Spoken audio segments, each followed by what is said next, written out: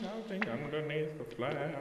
I've got a lovely bunch of coconuts. There they are now standing in a row. Big ones, small ones, some as big as your head. Give 'em a twist, flick of the wrist, that's what the showman said. Who's there? Daniel's here. Tim's here too. Oh, it's Joe. Joe? What happened to your voice? Joe, what happened to your voice? The demon, in his infinite wisdom, used me as a cursed test subject again. This time with verbosity. He's clearly not a blue mage. Well, let's be glad about that, huh? So, what brings you guys here? I have no idea. Huh. Well, I'd offer y'all a game of Commander, but I don't think this lighting situation is going to really work for that. Nor will my plans for you. Today, you're doing a Q&A podcast. Apparently, there are people out there who give a flying fungus about you. Here, read this. How am I supposed to read anything in this dark? Ooh, glowy fireworks. That's cool. Yes, it's cool, but read it before it burns out. Oh, yeah, okay. Today, we're answering questions from the very patrons that keep our lights on. We will get to as many questions as we can, but we might have to save some for a future episode. If you want to ask your own questions and reveal in the rest of the fun, join us at patreon.com/Janklord. Now let's get started! Exclamation point. Pod. Pod.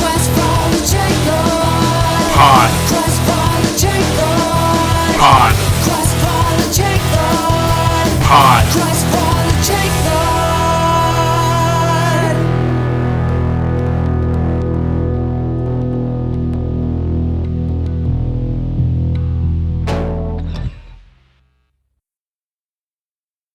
First question up.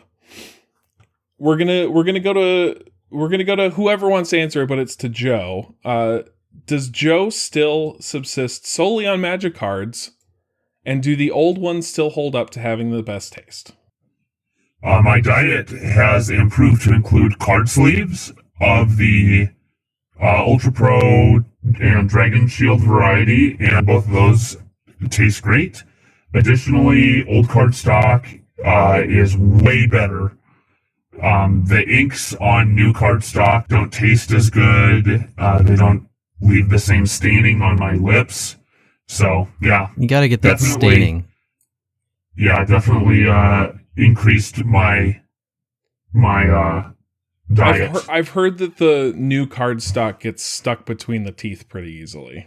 It does, yeah. Yes. That's pretty gross. It's not very good, especially since the demon does not provide us with toothpicks or dental floss.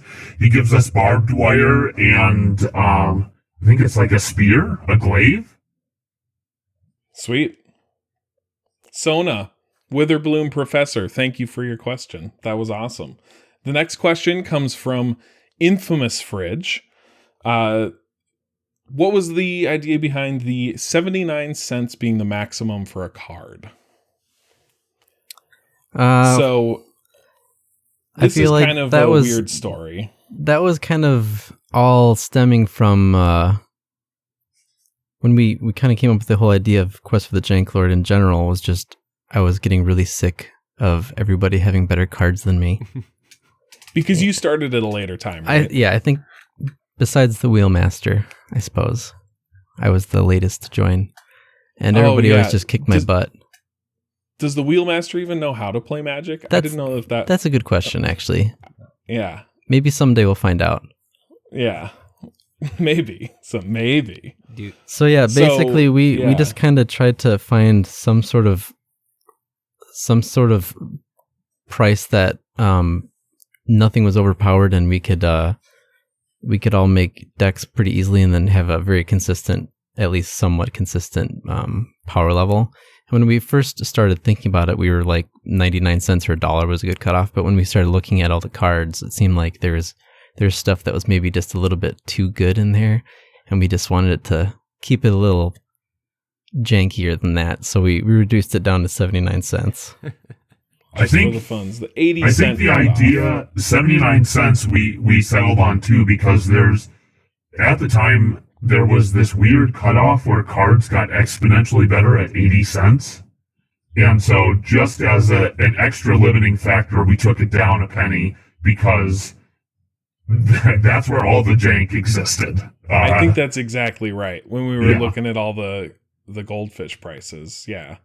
Mm-hmm. So, yeah, that's the story behind that. That's pretty sick. This next question comes from Ways of Sorting. Why doesn't the wheelmaster wear red? Ooh, I do know the answer to this one. So I think Ways of Sorting is thinking about the Wheel of Fortune artwork in which the wheelmaster is wearing red. But if you look up the Wheel of Fate artwork by Kev Walker, you'll notice that that's the wheel and kind of vibe of the wheelmaster that we kind of base the look off of, and it's kind of discolored. But I don't know. That's I think why. But wheelmaster, can we summon the wheelmaster? Is the Oshkoro? He's already here. What? Were you listening to us? Orshkobordogarostorgo? Do you guys I always hate that. understand? So, I mean, I can't see the subtitles, so I don't really know what he's saying. I don't either. never mind. Well, see yeah, Wheel of Fate. That's the card. That's the card. Yep, that's the one. Not Wheel of That's Fortune. The one. The cartoonized version of our wheelmaster. He's ours is a little bit more run down looking. The Wheel of Fortune card, he's a little too pristine for our wheelmaster. Yeah, get that out of here. That was a Plus- picture of him many, many years ago. Kind of when looks he was like he's young and healthy. coming home from like a Christmas party or something. Who wears red like that? Not our wheelmaster. No. So Elijah Horman has our next question. What are y'all's pet cards? Ooh. Maybe we could just go down the line. Danny? Yeah, I do know. I got to remember what it's called in the moment. It is the first one that comes to mind. I always want to put it in a deck, but I don't often find room for it, is the Combustible Gear Hulk. For some reason, I just love that card. Nice. That is very you. 4 red. It's a 6/6 artifact creature. It's got first strike. When it enters the battlefield, target opponent may have you draw 3 cards. If they don't, I mill 3 cards, and then it deals damage to that player equal to the CMC of those cards. Mana value, sorry. I just Mana love it. value. It's kind of that. Get your terminology yeah, right. it's like this weird chaos kind of feeling a little bit. Or It's a little like, ooh, what's going to happen? Yeah, there's some drama to it, even though it never pans out. the drama. That's awesome. I remember when I never really played Standard, but I remember when Kaladesh was out, I built a deck that was just that there's like a white card that lets you take an artifact from your graveyard to the battlefield. Oh, like yeah, for 4 mana. Yeah. So refurbish. Yeah. So I had a deck that was just that basically. Nice. That's the best. That Combustible Gear Hulk might be in our budget now. It's like been It has printed been into the reprinted. bird. I Yeah. hope so. Yeah. Well, it'll make an appearance then if it is. Yeah, my favorite, like my pet card is also an artifact, but it doesn't really fit in many places. It's Birthing Pod. Oh. And Yeah. ever since Birthing Pod was released, I've been obsessed with it. I've built multiple decks based around Birthing Pod in Standard, in Modern, Kitchen Tabletop, and one of my favorite decks, commander decks, is Vanifar, which is basically Birthing Pod on a stick. And I also put Birthing Pod in there, because why wouldn't you? I love it. I will say for me, my favorite pet card is currently banned in like every format, and that is Primeval Titan. It was one of the first mythics that I ever interacted with, and I thought, this is so sweet, go get a couple lands. That's one of my favorite things to do, is go look for lands. And John and I played Modern for a while, and I had a deck where I just tried to get Primeval Titan and then some Eldrazi out on the field as fast as possible. And it was a decent deck. It wasn't great. When it happened, it happened. Yes. That was the thing about that. And even in a really dumpy shell, Primetime was so good. And I'm very sad. I think his power level is not as great as it used to be, but still lands on attack and on ETB the battlefield is a very powerful effect. So I get why it's banned in my favorite format, but it makes me very sad. But it makes I don't know if I don't know if I necessarily have a pet card. Can you guys think of any? Of your pets? I don't know. The last card that I got really obsessed with was the Mystic Reflection instant. I built a couple of decks around that one where you choose target non-legendary creature. The next time one or more creatures or planeswalkers enter the battlefield this turn, they enter as copies of the chosen creature. And I just, every deck that I built, I just wanted it to have a ton of token generation there so that I could just abuse the crap out of this. But you're talking on Arena? No, not an Arena. No? My last few commander decks that I've designed, one of them was based literally just on this card, and it was filled with a bunch of tutors to get it. Oh, nice! That's always, we just haven't played in so long. Yeah. I think Daniel saw it, and I think I actually won the first. You did, yeah. I haven't lost with the deck yet, actually, which is really surprising because I built it and I was like, "This is so janky, it's never gonna work," but it works. That's awesome. I always win my first game with a new deck, and then it's just nothing after that ever. It's because it's usually too good, so then we target you. That's actually, what it is. Actually, you guys did play it before. I don't know if it went off though. It was the Sika, the World Bridge deck. Oh, you did play that. Dude, yeah, you I don't think it went off. My Asika deck looked like trash compared to yours. You were doing so much better with like upkeep triggers, and you were just abusing the living daylights out of Asika, and I was like playing shrines or something. I don't know what I was trying to do. Yeah. Legendaries. That's cool. Well, yeah, pet cards. I could list off like 20 of them, honestly, but the one that always sticks is that. So the next question comes from Mr. Bannon. He says, how hard would it be to hug Breya? And I don't think I want to try to know. Yeah. I could wager a guess. I mean, it wouldn't be hard to hug her, but it certainly would hurt. But I imagine she's quite sad that her hugging abilities have been robbed from her in her quest for perfection. I have a feeling that she's okay with it. Maybe. I think so too. I mean, I remember the last few times we played against your Breya Jack Don or John, I definitely did not want to hug Breya, so. Yeah, she was not huggable in those moments. Not as a deck and not as a character. Next question comes from Rein-Kun. This one is probably mostly directed towards Daniel, as he is our master and commander here in the production world. So Rein-Kun says, what goes into making an episode for Quest for the Janklord? Ooh, yes. Well, I'll keep it short and sweet, but it's kind of like a two-pronged approach where we've got the game side of it and then we've got the narrative side of it. So before COVID, so the Age of Isolation stuff is kind of its own creature, but it was always like we would plan the game, right? Build our decks, do all that stuff. And then I would write the narrative portion of it. but I would need to leave some of it unwritten because we would need to see who won the game. So that would kind of, change the outcome of the story a little bit. So yeah, they're always kind of like in production in tandem. But yeah, so there's writing and editing, I guess. Like it's just it's a lot. I could go into detail later, maybe. It's a lot. I think that says it. It's a lot. Yeah.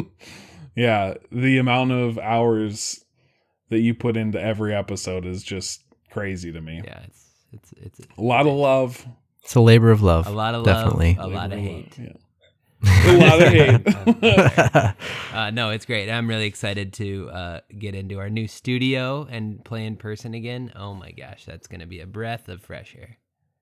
Yeah, I can't wait for the new studio. It's just a shame that it's been such a long time in the making. Yeah. I mean, for obvious reasons. Mm-hmm. A little thing that happened last year. You might have heard of it. Yeah, lots of stuff goes into making an episode. That is the truth. Sona Witherbloom Professor has another question here.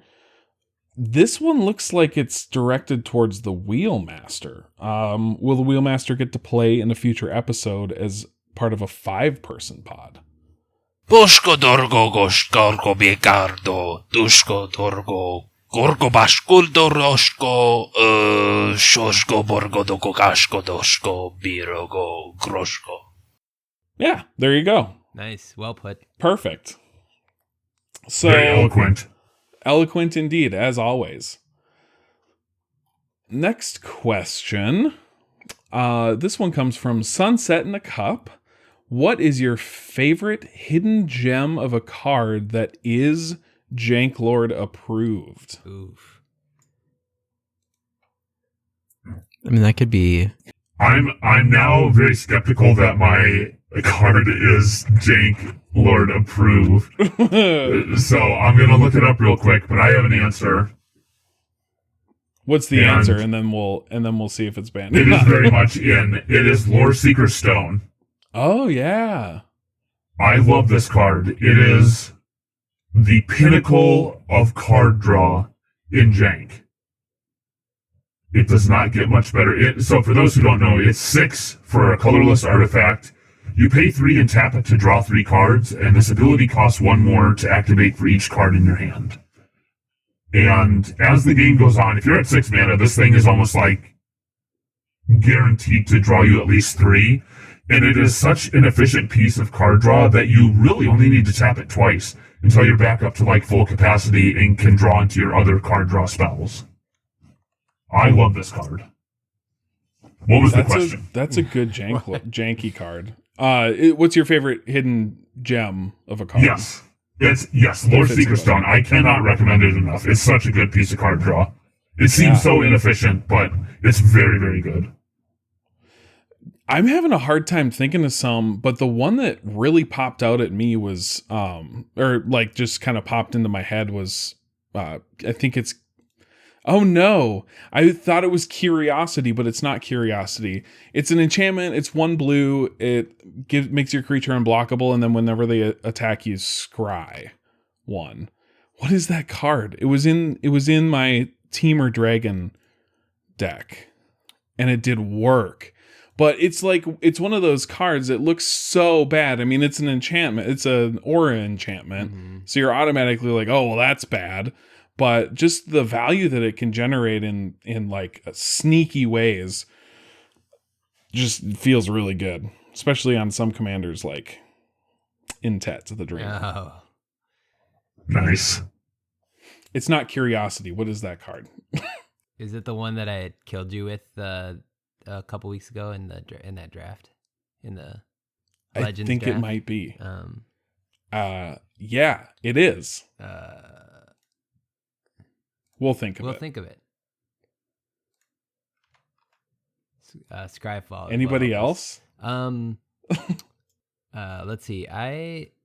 There's one that hidden gem. Okay, so I'm trying to find. Okay, I don't know if this is actually good, but I like didn't know about it until like a couple episodes ago, so like a year ago. It was Thunderscape Familiar. It's a 2-drop. It's a 1/1 Kavu. It's got first strike, which doesn't matter, but it's like black spells and green spells you play cost 1 less to play. So Nice. like ramp on a little creature, which obviously isn't as good as an artifact, but in Janklord territory, those 2 mana rocks are just like hard to come by. So it was That is a very efficient piece of acceleration. Yeah, so just a for nice Jank. little thing. Yeah. You're in black you have to be in red and black or green. So that's one for me. Red, black, and green? Well, it's a red card, but it discounts black. Oh, and green gotcha. Cards. Yeah. Gotcha. So you have to be John. Okay. Yeah. That makes I had sense. it in Yeah. Malphagor, so That makes sense. Yeah. The little goblin, is it Goblin Electromancer that makes your instants and sorceries cost 1 less? Yes. I put that in every single red-blue deck that I make, Nice. and it's always good. Yeah. So yeah, those 1 mana reduction spells are sneaky powerful. Sneaky. They can add up to a lot. Aqueous form. Thank you. Thank you. Were you like looking for it? Scryfalled it, yeah. Oh, nice. Scryfall's Nice. the best. It is. Yes, it is. So the one I could think of that I just remember finding it when I was building basically any deck with more colors than just white. For mana fixing is Celestial Dawn. And it's like $1 now, so it's technically out of budget. But back when I found it, I was like, this just seems insane. Like it just fixes your mana. Like how is this so cheap? It's kind of convoluted though. Do you guys remember that one? No. How does it? Yeah, it like makes everything white, right? Yeah. So it says lands you control are planes, non-land cards you own that aren't in play, spells you control, and non-land permanents you control are white. So it basically turns all of your lands into planes and all of your spells into white spells. And then you may spend white mana as though it were mana of any color. And you may spend other mana only as though it were colorless mana. Whoa. So you're turning all of your lands turn into planes, which is white mana. That just fixes everything, right? Yeah. Yeah, pretty much. So it would just mean that like if you had a mana rock or like an elf that tapped for green or something. Right, those would turn that into would be colorless. Yep, but all your lands will be fixed. And I just thought that was Right. for 1 and 2 white just seemed crazy for a jank card. Yeah. It looks like it has been printed like 3 times. So it unfortunately is not jank, but it probably was jank, I don't know, like a year ago, 2 years ago. Mm-hmm. That is a really good effect. I bet you're playing it made it popular, Tim. Oh, that must have been it. That must be it. That's Yeah. it. Obviously. I'll take That's the what credit for that happens. one. I don't know if I got that out on the episode though. I can't even remember what deck that was. I remember you played it once. I think it was on the episode. Well, I remember playing it and you guys were just like, "What in the world is that?" Yeah. Yeah. Yeah. Just one more time. I don't get it. Pet gem cards. Thank you. Thank you, SunsetinaCup, for your great question. A socialist hobgoblin has our next question here. How many days are there between games? And also Slinvoda had kind of a sister to this question. How long-ish in story has the gang been stuck? So Daniel, our master of timelines, how many days are between the games? Yes. Too many days in between the games. But the Netherrealm is in a time bubble. So what might be a year in the Netherrealm to us could be, but isn't necessarily, like 5 minutes on Earth. Who can say? I can't. So it's like a little Teferi situation. It is, and it avoids all plot holes. Like sometimes it's a little sped up and sometimes it's a little slowed whatever down. the story needs, that's what it'll do. There we go. Yeah. Whatever the story needs. Perfect. You sound like Dan Harmon. Oh, good. Nice. Thank you to both of you, Socialist Hobgoblin and Slinvoda. So next question, we're going to go to Jake the Snake. Yes, snake. How do you guys go about building Jank decks? Oh, nice. I bet this one has 4 different answers. So I can start. Mine's pretty short and sweet. I look at what the commander's trying to do, and the first thing I decide is, am I going to try to lean on what the commander says, or am I going to go in a different direction? In our first attempt at trying this format where we limited ourselves to a certain set of commanders that were all under 79 cents, John got Dejeru of the Open Eyes as his commander. This was before we started Yeah. any Janklord. This was just like, hey, we want to try this as a group.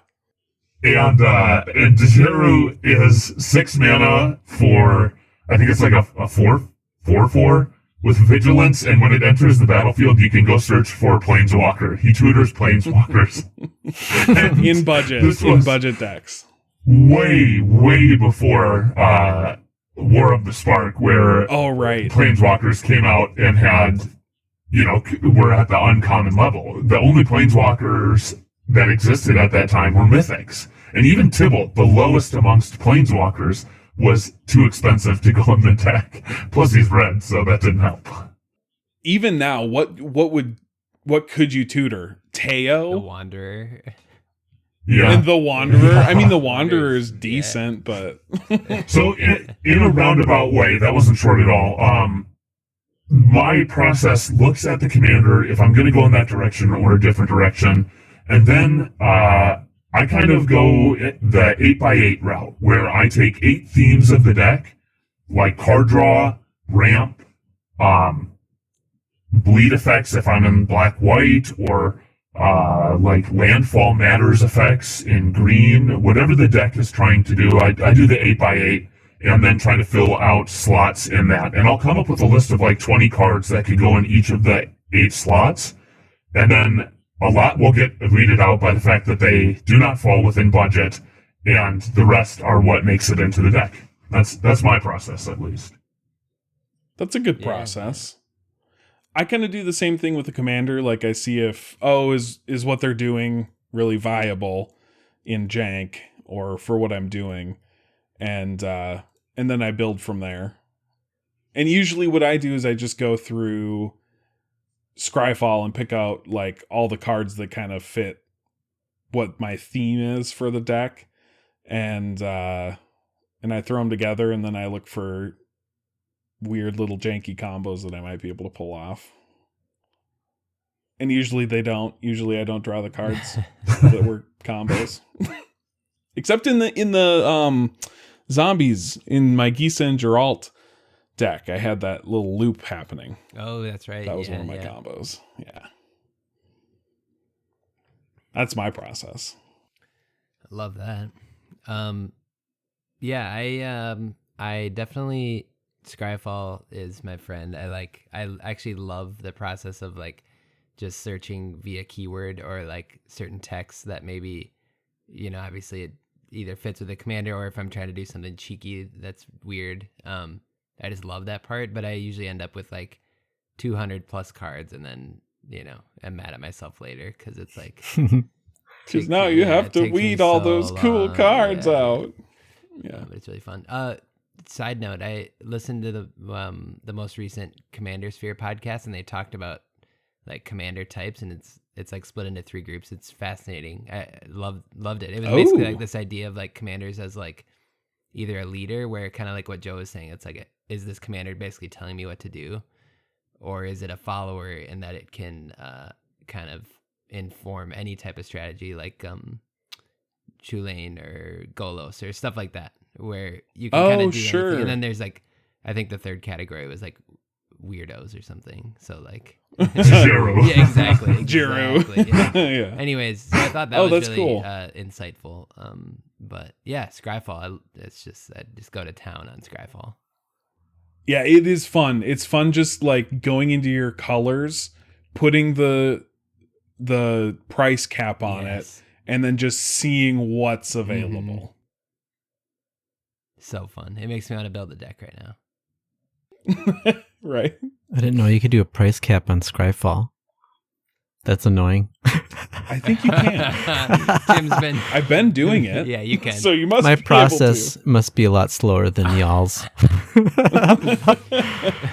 What I end up doing is just kind of seeing. I tend to try and find like one stupid little thing that it can do, and then just narrowing in on it. Like I have Padim sitting out in front of me right now. That was one of the decks that I've kept around, and just like, oh, I want to make Padim get hexproof. That's pretty much the whole goal of the deck.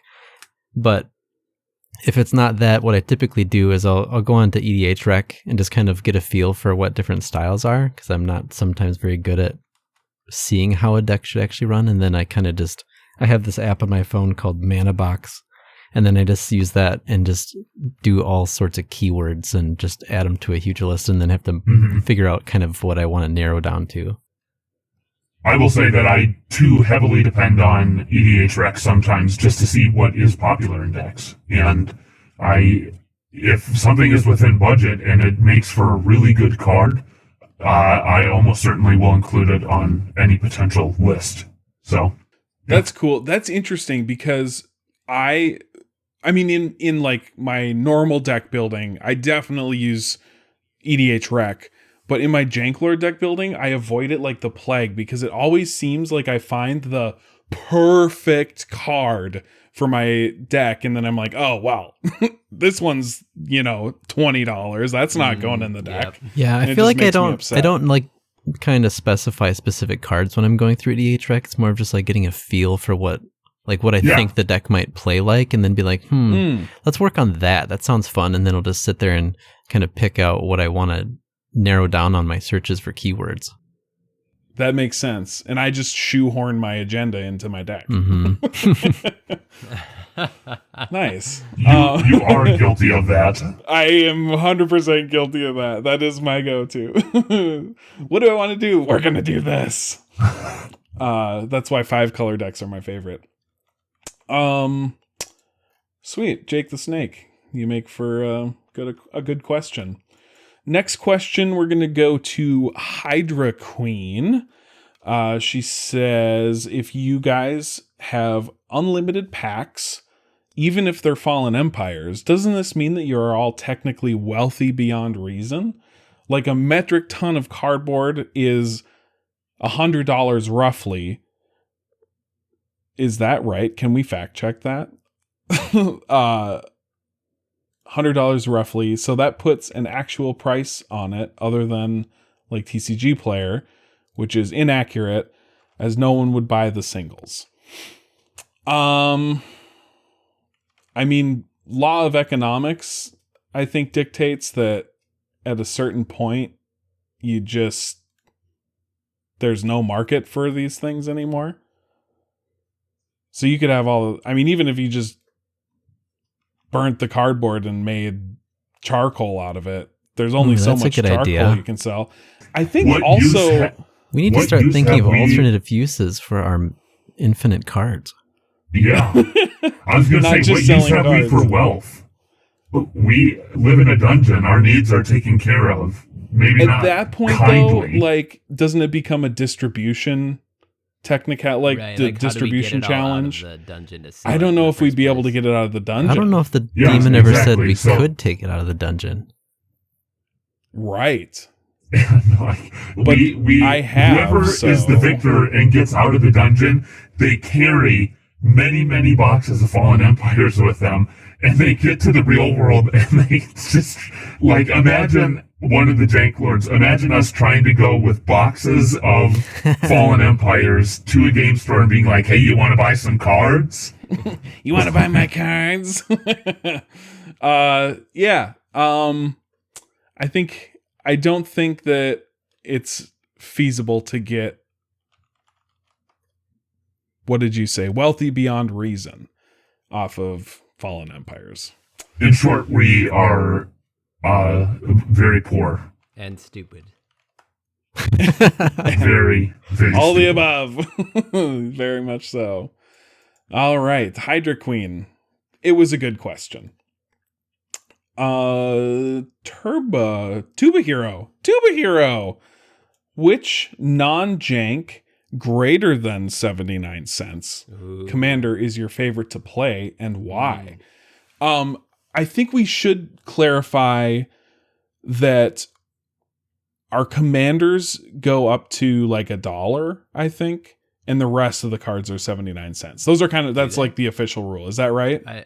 Is that right? So. I think we've made an exception before, but I don't think. Oh, okay. Okay. Well, for a Halloween episode, we moved the decimal point and opened up the field to include a lot bigger list of cards, and that's how I ended up with Gitrog Monster, who is... Oh, yeah, for sure. Yeah, okay. Not at all a 79-cent card. Do you know what I'm thinking of? I'm thinking of when we go to the source. Oh, gotcha. Some of those cards are listed at $1 there. Yeah, you're right. Because I think that's their minimum price for a commander. Yeah. I could be wrong about that. Or it's like 50 cents and then $1. But like the TCG mid price is still 79 cents or less. I think that's what I was thinking. Sense. Okay, so never mind. Don't listen to me. I don't even know the rules. So to round it back around, one of my favorite personal decks to play is Omnath Locus of Rage, the red-green Omnath. I've had it the longest. I've had it for like 6 or 7 years now. And I love green. And I love playing lands and digging lands out of my deck. Yes, you do. And Omnath will certainly make that happen. Yes. So that's my favorite. Yeah, it's funny because that's like that was like your second deck or your...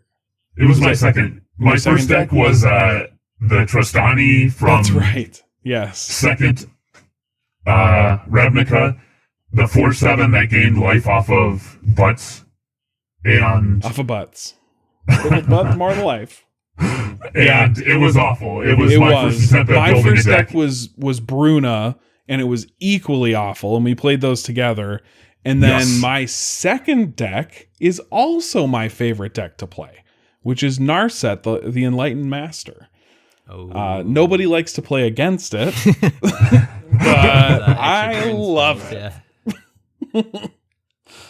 Although recently, like I said, I've really been loving Vannifar. I love Vannifar. She's bae.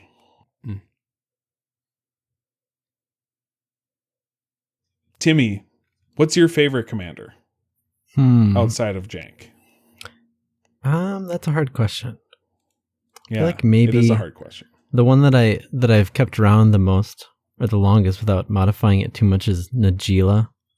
And I like that one just because it strikes fear in your hearts. It does. It does. I hate that. It's my only deck that you guys are actually scared of. Yes. It's like similar to Narset. I love playing Narset. Nobody likes playing against it. Yeah. You love Najeela. None of us like playing against Najeela. It's true. I remember one game was with Daniel, I believe. I only had like 3 mana up and I got like mana screwed and I still just trounced him. Yep. You did. Just being honest. Yeah. Did you guys on Gavin Verhey's latest episode on his YouTube? He named the 5 cards that he regrets making. I saw that. Yes, Najeela. Najeela was number 2, I think. Yeah. What was number 2? Najeela. Oh, Najeela was number 2. Nice. Yeah, number 1 was Edgar Markov. Yeah. I think he likes Najeela. I think he just wishes that the tokens didn't trigger her ability. Yes. And then you can only or that she was down to like 1 a turn. Yeah. But Gavin, you brought this upon us. And Tim's okay with that. So I am definitely, Tim likes it. Definitely okay with that. Tim loves that card. Gavin, you delivered it into Tim's lap and you brought the wrath upon us. Hey, I only bring that deck out when I've been slaughtered enough times that I need to pick me up. By Narset, probably. Danny, do you have a favorite? right now, for a long time, it was Kalia. But I think right now, honestly, I think is Yuriko. Oh, that's yeah. a fun one. Yeah. That was an honorable mention, wasn't it? Gavin Verhey's. It was one of his top 5, actually. Yeah. Top That's 5 right. ones Yeah. that he regretted Yeah, or liked. Yes. Yeah, because of the circumvention of the commander tax. Yeah. Which Oh, I get. sure, that I makes get it, sense. yeah. But even without that, I would enjoy it. I didn't watch the episode, but was Urza on there? No. No. Okay. Maybe Gavin didn't design Urza. Right, I'm not right, sure. yeah. So yeah, I really like Yuriko. I like I don't know. I like hurting everyone equally at once. Like it's just fun. Make everybody your Yeah, enemy. Nice. Yeah. Tuba Hero. Thanks for the question. Ryan V has our next one. This is another kind of lore-ish question that maybe Dan can answer. I don't know. Is the wheelmaster a demon? Denizen of wherever our boys are, or is the wheelmaster just a captive of the demon? I think this is one I'm gonna have to throw to the wheelmaster. I have no idea. Wheelmaster, are you a demon? Oshko drogo boshko. That's what I thought. Okay. Yeah, that clears that up. tracks. Ryan V, I hope that answered all your questions. Let's see here. Next question comes from Christian S. What have been the most fun decks to play so far? I've got my answer queued up. I thought about this. My favorite deck to pilot was Seton, Crosan Protector, because he kind of came out of left field as a Jank commander. Like, really, you look at him at face value, and it's pretty evident to see how, like, busted he could potentially be. But on a budget, it's like, that seems like it would be greatly reduced. Druids are printed ad infinitum. Like, there are so many druids, and that deck was spectacular to pilot. It made tons and tons of mana, and it's green. So for me, that was my favorite deck that I piloted. Also, it came from being way behind. Yes, yeah. Right. Like being reset, yeah. I can't think of my favorite Jank deck. I think mine was maybe Odric, Yeah. because I just felt like I knew exactly what I wanted to do with it, and he can be made pretty powerful with a budget. That being He just said, cares about keywords, Yeah. and there's tons of cheap creatures that have a lot of keywords on them. So yeah, that was a brutal deck. my deck was built on trying as much as possible to get everything to have indestructible, and then I had a bunch of board wipes that specifically said destroy all creatures instead of exiling, Nice. because I just desperately wanted to give all my creatures indestructibility and then just wipe out everybody else's stuff. And just That's a good strategy. That's a great strategy. it hasn't happened yet. But In times since. I have not accomplished it, but I still keep it because I want it to happen. Once you make that happen, Then I can you're get gonna rid of it. dismantle it. Then you can dismantle it. Nice. I think one of my favorite decks is actually one that I still have, which is kind of a question, one of our next questions. But what's his name?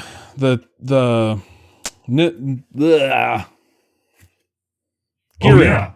That one, Naya. I was thinking Naya. Girid, the Conclave, the Console, Exile, Conclave Exile. That one's super fun. I didn't know I liked making tokens so much, but they're fun. It's fun when they're cool, like big tokens, and they like make a splash. Like that's fun. It was a really fun deck to play, and I kept it. Was that the one where we took the precons and changed them? Okay. Yes, we took the precons, and then the demon sold our most expensive cards of the deck, and we had to replace them. That's right. Yeah. He wasn't gonna let that value go. No. Yeah. I feel like I feel like I have like 3 favorites. No, maybe 2. Ooh. Maybe 2. I don't know. There have been some that I really thought I would like, but because I only played 1 game with them and they didn't work out, it was like I don't fully know. But I mean, the first one, tomorrow, Azami's Familiar, is always like is like a beloved deck to me. Which, again, answering the next question, I kept that one, and now it's very different in terms of it's like got a bunch of expensive blue cards in it, kind of a thing, or not jank, anyways. But recently, I enjoyed playing Grakma. It was like because it was finally a commander where I was like, usually I'm trying to do something stupid. And this one, I was just like, I'm going to the leader idea, where it's like, I'm going to build a Grakma deck. And it was really fun to pilot something that was actually firing on all cylinders. Oh, that's the best. Yeah. It felt really good. When a deck comes together, Yeah. That's awesome. So I had a lot of fun doing that. You had a third, you said? Malfagor. I love that. It just it Malfagor. was like in Nice. between, like there's a bunch of demons and it's like flavorful, but also it was like kind of strong. It was, and you almost got that crazy enchantment to work. Yeah, the demon win con. Yeah, yeah. I still have that one too. Nice. Got to keep those fun ones. So our next question is that what decks that were made for the show have you decided to keep for your collection? And that one comes from Patrick Dunn. So I've kept Geared. Is that the only one I've kept? That can't be right.